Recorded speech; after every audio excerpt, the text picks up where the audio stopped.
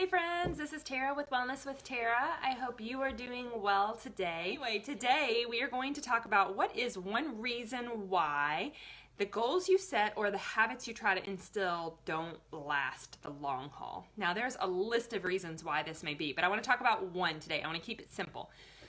That reason is that we try to fit inside a personality mode that is not us. Hi Kira, I see you on there. Sometimes we try to be somebody we're not. So we say, you know what, I want to establish this new goal or this new habit, and this is how I'm going to do it. And basically the way you go about planning to do it is the way that so-and-so would do it. The way that somebody you look up to or somebody you think has it all together, and we think, well, if I can just do it like that, then I can get my habit to hold. But the fact of the matter is we are all very different. We're all humans. We have a lot of similar things, but at the same time, we're really different. For those of you that know me, you know I get really excited about something called the Enneagram, which is a type of personality testing of sorts that divides people into 9 different types. In the book, Better Than Before, it's going to be backwards for you here, but Better Than Before by Gretchen Rubin, she has 4 different types here, and I'm going to tell you just a very brief little tidbit on each one. You can find out more on her website if you're interested in them. But she breaks people into 4 kind of somewhat typical groups.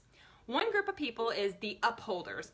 So the upholders, basically, it's easier for them to meet their own expectations as well as other people's expectations. They're kind of the people you look at and go, man, I wish I could just plan on doing something and do it like they do. Upholders are like 2% of the population. It's something absurd. So don't feel guilty if you're not an upholder. Second is the obliger. So the obliger is the type of person that is really good about meeting others people's expectations, but not so good about meeting their own. So let's say they set goals or they make new habits for the new year, and then they don't ask anybody to keep them accountable, or they don't work out a way to do it with other people. It's not going to happen because they cannot, in and of themselves, just make themselves do something.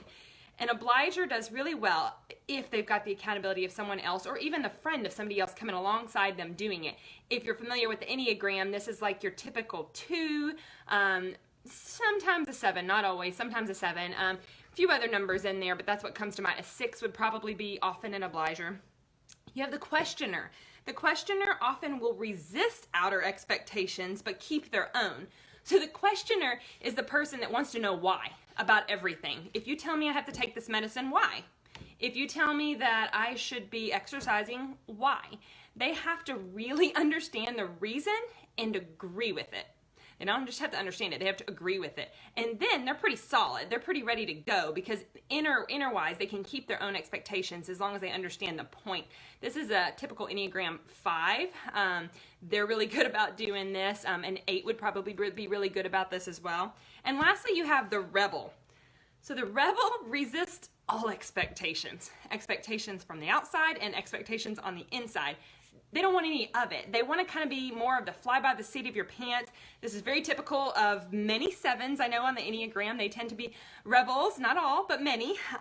It's not that they don't necessarily want to do certain things, because often they do. Often they do want to change something. It's just like as soon as you say, okay, you need to start planning to be at the gym 3 days a week, and they're like, no, I don't think I'm going to do that. It's just like there's like this inner thing inside them that says, just because you told me to do it means I'm not going to. So the rebels can be the most challenging.